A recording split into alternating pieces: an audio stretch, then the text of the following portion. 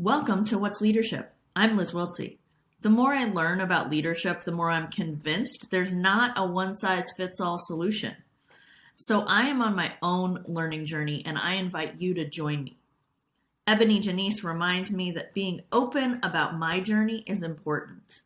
Each episode features someone I admire with actionable insights to share. So please join me as I ask, what's leadership?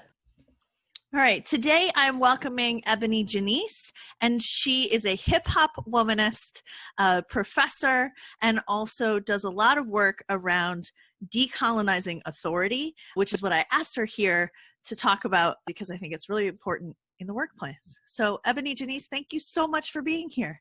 Thank you for having me. So talk to me about what decolonizing authority means, particularly in a work context, what it could mean. I'm thinking about decolonizing authority several years ago when I was in grad school. I was just asking the question about authorization. Just a very simple question, who authorized you for that? And I was asking it inside of some personal questions for myself, just dealing with imposter syndrome, just feeling like, am I credible? What makes me credible to be doing this work? What makes me credible to be having these conversations? And I realized that a lot of my friends and a lot of my colleagues, particularly Black women, were having a lot of the same internal questions and dialogue. And simultaneously, I was experiencing the reality that so many Black women were being excluded from conversations that were about womanhood, and even conversations specifically about Black womanhood. How there could be whole panels that people would be discussing this Black girl or Black woman experience, and there would maybe be one Black woman there. And so that really started to expand my question of like, who authorized you? What makes you credible to be having this conversation? So from two different perspectives, am I credible, and why am I questioning my credibility? Also, who then is more credible or more authorized to have a conversation about XYZ subject than XYZ individuals? This is where I began to understand authority as a very colonized reality. Colonized in the sense of what colonization means. It means to enter into a space and decide this belongs to me. And now not only does it belong to me, I will create the systems, the rules, the structures, everything that makes this worthy or not.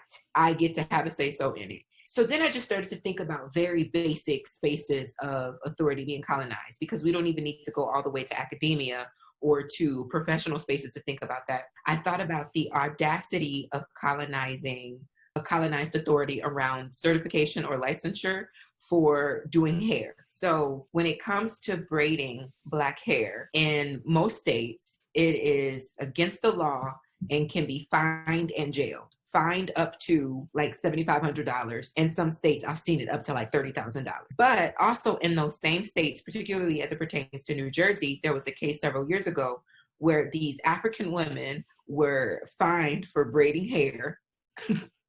I feel like I don't even need to go further than that, but these African women were fined for braiding hair. Their attorney basically did this study of how many institutions, cosmetology schools in the state of New Jersey actually had hair braiding in their curriculum. And it was like less than 4% of the schools in the state of New Jersey. So what you're saying to me is that you want me to take the thing that I created and go to a school that doesn't even have the authority or the credibility or the capacity, the very basic capacity to certify me to do the thing I made up. And that felt like the most easy way to understand how authority is colonized, how somebody could show up in an industry or in a space that has absolutely nothing to do with them and say, you have to pay me money to tell you that you can do that. What does that mean? From both ends of the spectrum, where I have been troubling for myself what makes me credible. What I came to was my ancestors, my lived experience, and my education. A combination of those things make me credible and authorize me. And from the other end of the spectrum, where other people are intending to come in with their rules and regulations and systems, but the intention is to trouble that, to start asking brands, or to start asking organizations, or to start asking businesses to begin to think through how they have colonized authority, even as it pertains to various levels of professionalism within their workplace. What does that look like to understand that the way you understand this as credible may not even necessarily be your place to say this is credible or not?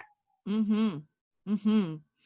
And it feels like it gets us in terms of the research that we look at where we're constantly going, okay, but what book said that before? Absolutely. And it's like, why? Absolutely. When I was first teaching grad school, I created a syllabus of completely Black women across the diaspora to have this conversation. And I did so, this is in theology, this is in seminary school, so this is a class that's centering theology. And most seminaries would have white men as the dominant text on anything pertaining to religion and spirituality. And that's just period.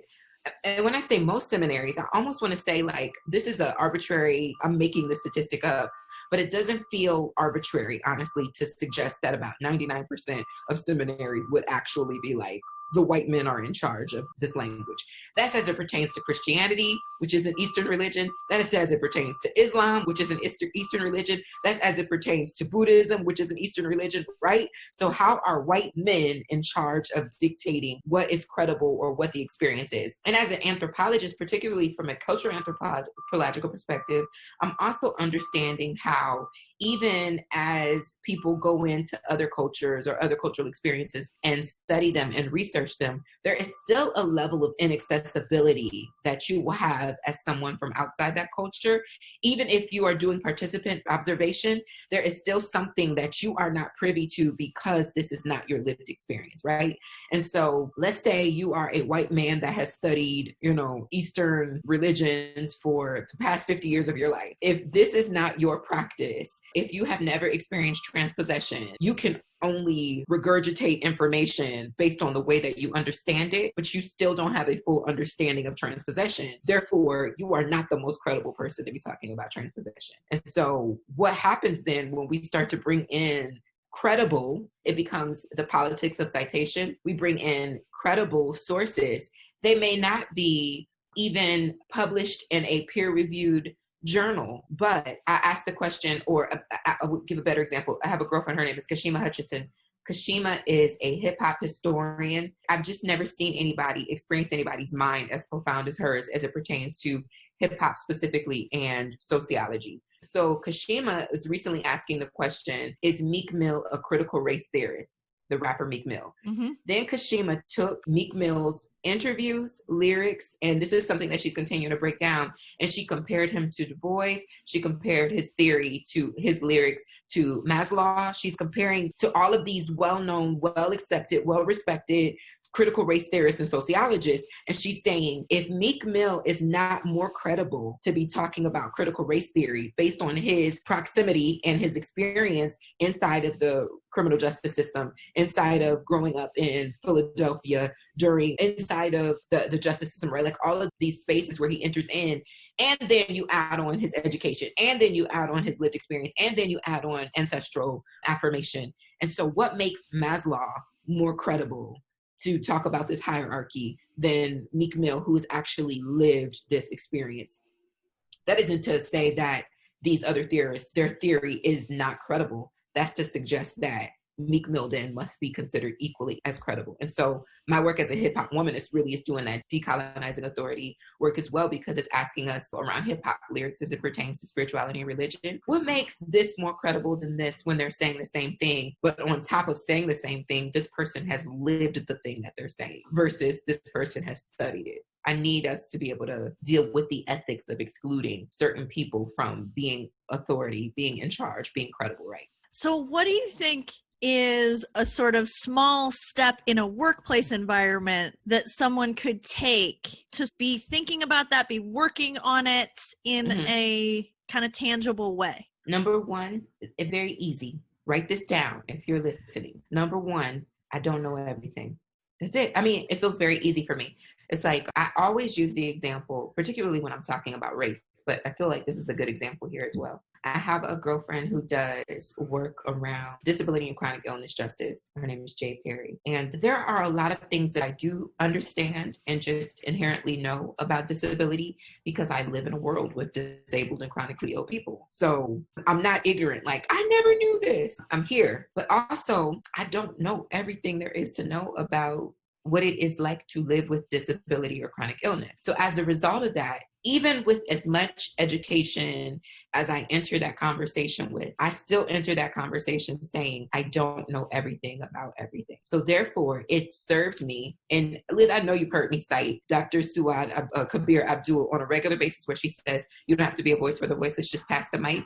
It's like, what does it look like for us to walk in the room and honor the voices that we are least likely to hear from? And so I feel like in the workplace, that happens. I mean, the workplace is microcosmic of our realities outside of the workplace very often. You're at work. There are certain groups of people or certain kinds of people that tend to be centered. And what would it look like for us to go to work on a daily basis and just even in leadership roles, consider, even though I'm in this position, I don't know everything about everything. And it hurts no one. And it helps and supports and benefits everyone for me to consider other ways of thinking about this. And that's just it. I may have a very brilliant way to go about doing a thing, and it still may not be the best way. And how easeful does it make it for all of us if I'm willing to say, I don't know everything. I think that, in fact, makes me a better leader to be willing to say, there are people on my team that could do this much better than me, that could run circles around me doing this. I have someone, I hate calling her my assistant. I like to call her the CEO of EbonyJanice Enterprises, because I don't know how we survive without her. But I can do digital creation, doing my own content, creation. I can make flyers. I can do it. I really can. And I can do a pretty good job of it. I do a lot of my own stuff anyways. If she is working on something else for me that's just more pressing, I just don't ask her to stop doing major stuff to be like, girl, can you make this little thing for me? Because me and Thea going live later. We need girl, go make it yourself. And I wouldn't mind if she told me that. But that to say, even though I can do a great job of it, hers would be 27 and a half times better than mine. And so even though I'm the leader, I'm doing quote fingers for people that can't see me. Even though I'm the leader of this work that we're doing together, there are things inside of this work that I am not the best at. And it doesn't benefit anybody on my team. And it doesn't benefit the people who benefit from the work that goes out. For me to be sitting up here like, no, I'm gonna do everything. I don't even understand why we hold on to that, So I can do things. That doesn't mean that I'm the best person to do it. And I can know things, but that doesn't mean that I know everything there is to know about it. And it benefits all of us, for us at the very least, to be willing to pass the microphone to the people who we usually don't hear. Because the gag is, and we can bring it to race very quick and then I'm done with this sermon. When you think about living in a cis, heterosexual, patriarchal, white supremacist society, Black trans women then are having an experience that we know pretty much, as a dominant culture, know nothing, close to nothing about. Think about the revelation of ballroom culture for so many of us in the last maybe, 3-4 years as a result of the show Pose. There's a whole underworld of living happening. And I hate the language of underworld, but, for lack of better language. Unknown world. A whole unknown world for so many people that's happening. Whole cultures and subcultures being created by people who are existing inside marginalized identities. And to show up and be like, I'm in charge. Meanwhile, there are people over here that know your language and have created whole other languages and experiences in order to be able to survive. It benefits us to center them. It benefits us to learn from them because they know something that we don't even know.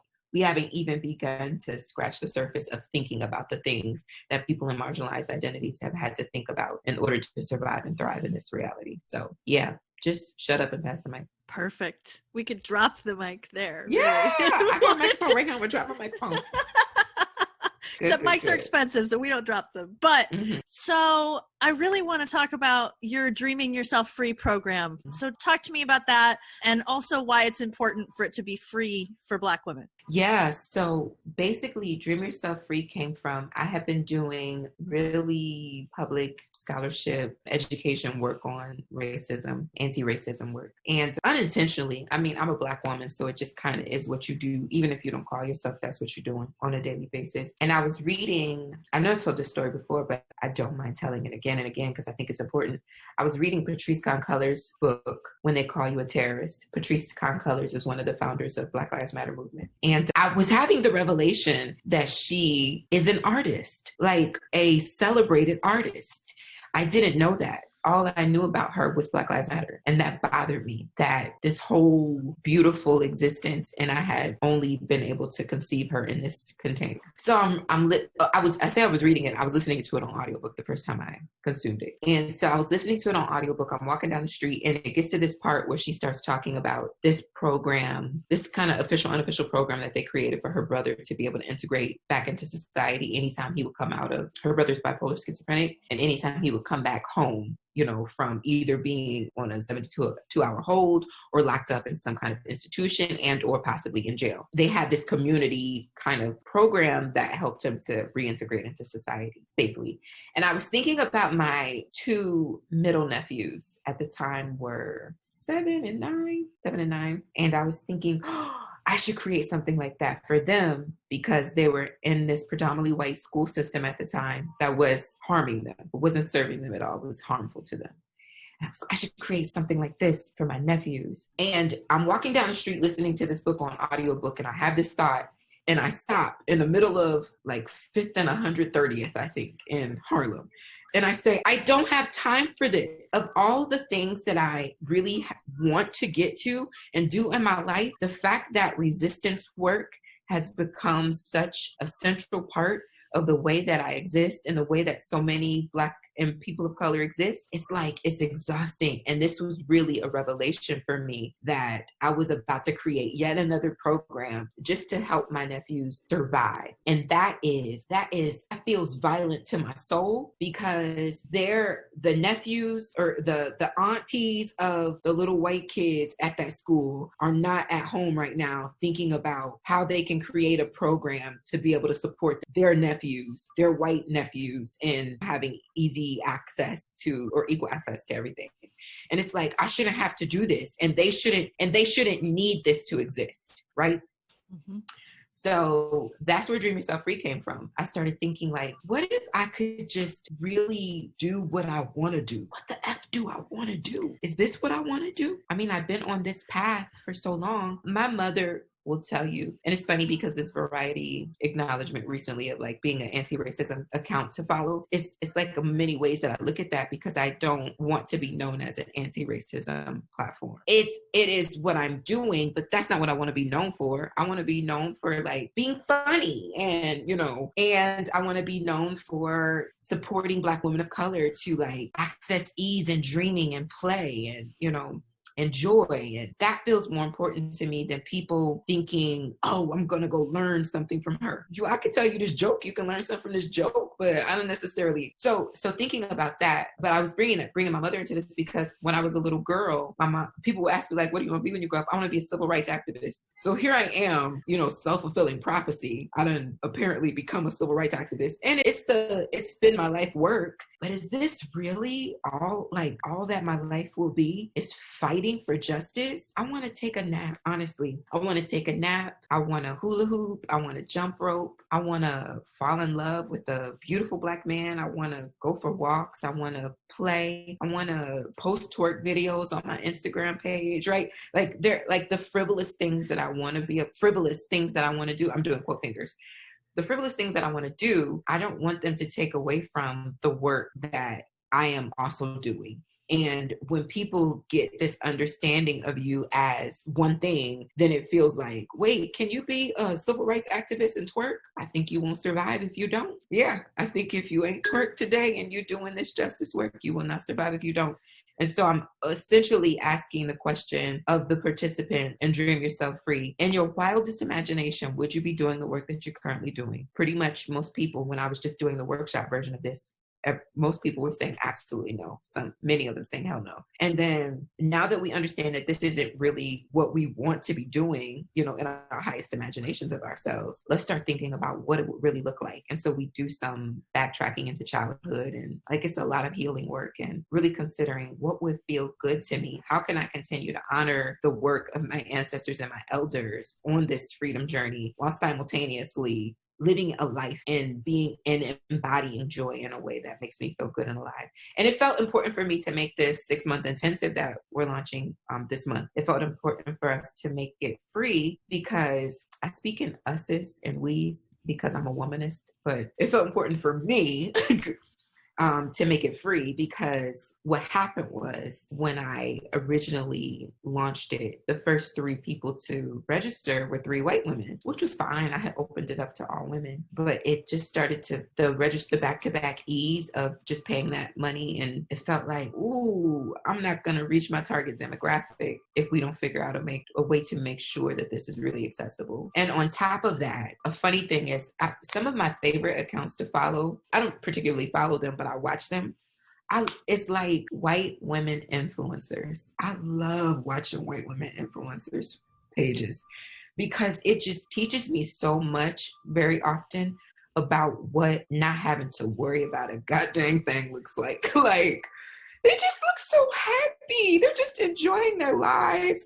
They have the best blueberry muffins in the morning, and they wear the best leggings. And I am just like amazed at the level of ease that white women influencers experience. And I mean that not even jokingly, even though it is funny. I'm so serious. I have a couple pages that I just go to every now and then and be like, let me see what she over here doing. Nothing. And I'm saying that in comparison, contrasting to, like, think about some of my closest friends and what some of my closest Black girl friends and the conversations that we're having, on social media on a daily basis. And if you compare the two, right, like this person has 787,000 followers on social media and she's just posting about her, new ankle bracelet. And then this person over here only has 6,000 followers and she's over here trying to figure out how to get every person on the planet for free. And it feels like this extreme inequity. And how do we balance white women contributing and doing their part to make sure that we get free, and Black women coming into the balance of being able to do this justice work and laugh and play and experience ease and joy and dreaming and in lavish ways, the way that this other end of the spectrum experiences it. And so, yeah, making it free for Black women and for women of color particularly felt like this is my reasonable service. This is very Christian language around ministry and, serving, but it feels like this is my reasonable, like the very least I could do is figure out a way to make this free, because I conceived this as a gift to Black women specifically and to women of color. And so now I need to make sure that the gift doesn't become a burden to them. And it felt like that's what was about to happen. Well, it was interesting because I saw it when you launched it, and I saw it when you came out and said, yo, this is what we're going to do. And it was really consistent with what I've seen from you. And I know we've had that conversation before about you are endlessly consistent. And because one of the things I've always seen from you is that whenever you do programs, there's always an option to fund a Black woman's ticket to whatever it is, right? So when I saw it, I was like, oh yeah, well that makes sense. That's what EbonyJanice does. Yeah, for sure. It's because what I understand is that there are a lot of non-Black women, white women specifically, that do want to do their part in learning, but also not taking up too much space. And the very beautiful thing that happened was the first 3 women that enrolled with ease were like, take this $1,700. And there was no tension. There was no hesitation in those conversations. And then since then, amongst the ways to donate to the scholarship fund, 3 other women have come and just paid, full through for somebody's registration, which is with tax, $1,700. And that is so profound to me, that people are willing to invest in the wellness of Black women as a way to share privilege and as a way to, it feels like an equalizer of sorts. It feels like the reason why Jenny with 782,000 followers on Instagram is able to post pictures of her ankle bracelet and her new dog Scrumpet is because she has resources. She has access to resources that makes her not have to, work 2 jobs and still try to do this public education around racism at the same time. And so sharing those resources doesn't actually take anything away from Jenny with the 782,000 followers. I feel like I'm talking about a very specific person, and I'm not. I really am not. I'm really making up this, We're all going to project onto a specific person. Right. It's not. I'm kind of combining a couple people. Yeah, but we're just all going to imagine the avatar. basically. Yeah. Who is it? Who is she? You know what she looks like. You know exactly who I'm talking about. You know her because you have seen her page and possibly had to unfollow her because come on, Jenny, it's a lot going on in the world. What else? But yes, so it doesn't take anything away from her actually to say, I can support this. And as a part of my ethic, as a part of someone, particularly for women, white women considering themselves feminists, as a part of my ethic, and my lived praxis, like the way that I show up is to make sure that we are all free as a result of Black women of color being free. So yeah, making it free and or always having that option to support women of color to make sure that the work that I'm doing isn't inaccessible to my target audience. Because what would have happened if I left it as is and the 25 spots ended up being 25 white women? I would have canceled the whole thing and refunded everybody's money, honestly. So I needed to stop it before it got too far, because it's like, it's not that I don't want white women to do dream work, and that feels important to me as well, but that is not my specific work. And I would never, ever be doing work with a room full of white women as my central work, ever, not even ever. And so I don't know what will happen to me for that to be a reality. Like my central work is talking to white women every day. I can't imagine it, especially when there is all of this, this other end of the spectrum where Black women and women of color are just trying to figure out like, who we go eat for dinner today? What are we're doing? We're recording this podcast interview with me under a weighted blanket because the time that we're recording this in is in the midst of a pandemic, in the middle of a revolution, right? So what does it look like for me? And it feels the weighted blanket is necessary because I've been walking around for the past really 2 weeks inside of, more than that, because inside of the issues of a pandemic, right? I've been walking around for the past 2 weeks with this thing just sitting on my chest since, like how do you just go back to business as usual? How do you just be regular in this time? And there's this YouTube account. It's a woman that has this YouTube account that I love so much. Her name is Evelyn from the Internet. She's hilarious. I don't really say people are funnier than me, but she might be funnier than me a little bit. Maybe. But Evelyn from the Internet actually has this video which went viral several years ago, and it's so sad that it's the same thing, called Calling in Black, where after a police murder, particularly one that's caught on camera, we kind of are, Black people kind of are collectively like, are we really supposed to just be on Zoom calls tomorrow? Are we really just supposed to be, sitting in our cubicles tomorrow? Are we really just supposed to be working at the grocery store tomorrow? Are we really just supposed to be being regular? And the privilege of being able to just still show up tomorrow and feel maybe sad, but not feel the grief in your body the way it feels to imagine, right? Like that could have been my cousin, my brother, my uncle, my dad, my sister, my mother. Yeah, so I can't make dreaming inaccessible to Black women when dreaming has already historically been accessible to Black women. EbonyJanice, we could talk forever, and I'm very grateful for you, and thank you for being here with me today. Thank you for having me. Full show notes from this episode and every episode are available at 4needs.work/podcast. If you're intrigued by this episode, please subscribe.